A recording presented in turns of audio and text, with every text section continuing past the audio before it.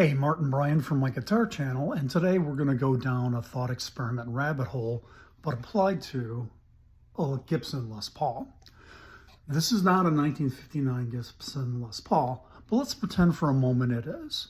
And we're going to use the Ship of Theseus, a Greek thought experiment, and take this apart for a moment.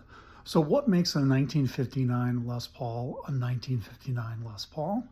Today that guitar would be 66 years old, and this guitar is only 4 years old, and already we can see the plastic here is aging.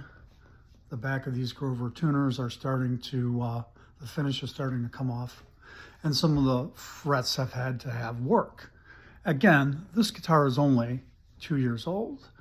So the idea behind the Ship of Theseus is a Captain Theseus has a ship, and as he sails around the world, every piece of that ship has to be replaced. The sails rot, wood planks rot with water and have to be replaced.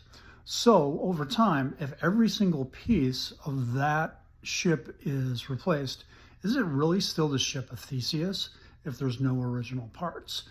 So let's again apply that to a guitar and say, at what point would a classic guitar no longer be itself? What makes a guitar a guitar? Or in this case, for this thought experiment, a 59 Les Paul? Is it the body and the wood that's contained in there? Is it the pickups? Is it simply the serial number on the back? If over time, 66 years, every single piece of a classic guitar had to be replaced, at what point is it no longer that guitar? What is the soul of that guitar? What makes it unique, right? So, another example being I have a 72 Telecaster thin line, and that guitar is only 50 years old, and the plastic over time begins to shrink. The pickups surrounds are still holding, but the pickguard shattered and cracked and had to be replaced.